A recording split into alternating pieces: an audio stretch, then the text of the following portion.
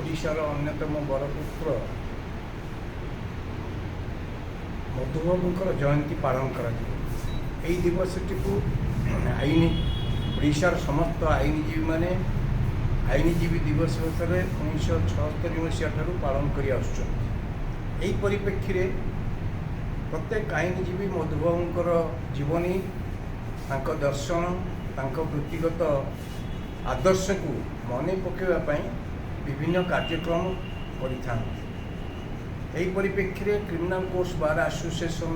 विभिन्न कार्यक्रम आरंभ हो जाइए। गत रविवार दिन एसोसिएशन किसी कर्मकर्ता मधुबाबूंकर से पवित्र जन्मपीठ सत्यभामपुर को जाई सेठी पुष्पमाल्य अर्पण करने सहित सेठी एक आलोचना चक्र मधुबाबूंकर जीवन पर करथिले। परवर्ती काल में आसंता काली एवं विविध कार्यक्रम स्थिरीकृत होती कॉलेज पिला युव आईनजीवी भितर प्रतियोगितार व्यवस्था कर परवर्ती काल में न्यायमूर्ति वी नरसिंह एवं आमर स्टेट ह्यूमन राइट्स माननीय सदस्य हसीम अख्तर दास योगदान कर कार्यक्रम रही कार्यक्रम सिम्पोजियम आयोजन करा जिवो। ये सबूर उद्देश्य रही आईनजीवी मानकर एकत्रीकरण